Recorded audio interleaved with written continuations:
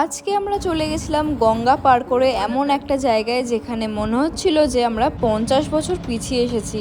So hey guys, I am Durba. তো চলো আজকে সন্ধ্যাবেলার ছোট্ট একটা ট্যুর ব্লগ তোমাদের সাথে শেয়ার করি। তো সন্ধ্যাবেলায় কি হয়, আমরা প্রতিদিন খুব কাছাকাছি বেড়াই, তো আজকে মনে হলো যে একটু কোথাও দূরে গিয়ে ঘুরে আসি। যেহেতু আজকে সকাল থেকে ওয়েদারটা এত সুন্দর ছিল আর বাইরে এত সুন্দর হাওয়া দিচ্ছিল, তো আমরা ডিসাইড করলাম একটু দূরে কোথাও অনেকটা একটু রাইড করে ঘুরতে যাব।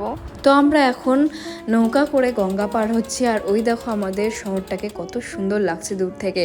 তো আমাদের গঙ্গার ওপার যেখানে, সেখানে কিন্তু আসলে মনে হয় যে আমাদের শহর থেকে কিন্তু 50 বছর পুরো পিছিয়ে গেছি। আর এই দেখো দূর থেকে মেলাটাকে কত সুন্দর লাগছে। তো আজকে আমরা চলে এসেছি ডাহাপাড়া ধামে। গরমকালের বিকেলে যখন মনে হয় যে কোথাও একটু দূরে ঘুরতে যাব, তখন কিন্তু এই জায়গায় আসতে মন্দ লাগে না। চারিদিকে ভক্তদের সুর আর বাতাসে মিষ্টি হাওয়ায় সন্ধেটা কিন্তু বেশ মনোরম লাগছিল।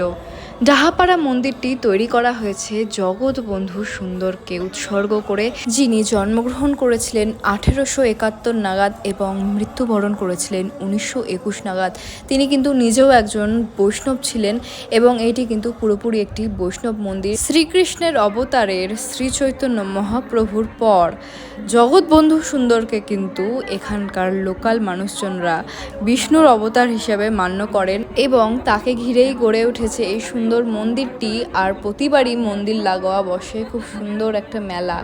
তো সেই মেলা থেকে আমি কিনে নিলাম এই কিউট হাস্কিটা, যেটা আমাকে গিফট করলো অয়ন। আর আজকে বহু মাস পর আমি ফুচকা খেলাম আর শেষে খেয়ে নিলাম মেলার পাঁপড়। তাছাড়া তো পুরোপুরি অসম্পূর্ণ মেলায় ঘোরা।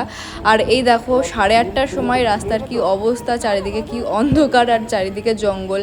50 বছর যে পিছিয়ে এসেছি কথাটা আই থিঙ্ক ভুল কিছু বলিনি। তো চলো আবার নৌকায় করে হাওয়া খেতে খেতে বহরমপুর ফিরে যাব। তো গঙ্গার এপার থেকে দেখো শহরটাকে কি সুন্দর লাগছে।